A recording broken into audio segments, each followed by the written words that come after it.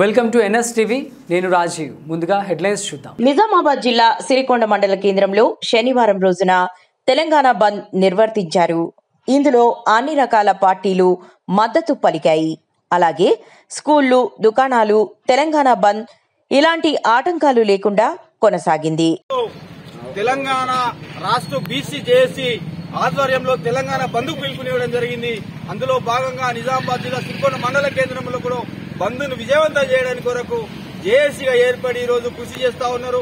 వ్యాపారస్తులు అట్లాగే ప్రజలు, కార్మికులు అందరూ సహకరించి బంద్ను విజయవంతం చేయడానికి ముందు బాగానే ఉన్నారని చెప్పేసి సందర్భంగా గుర్తు చేస్తున్నాం.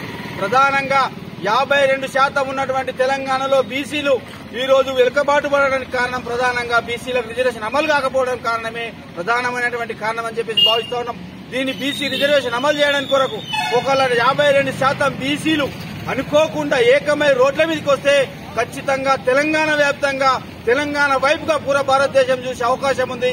బీసీ నాయకులు, బీసీ రాజకీయ నాయకులు కూడా అందరూ పార్టీలకు అతీతంగా బీసీ రిజర్వేషన్ అమలు కొరకు పోరాటం చేయాలని చెప్పేసి కూడా ఈ సందర్భంగా బీసీ జేఏసీగా మేము పిలుపునిస్తా ఉన్నాం.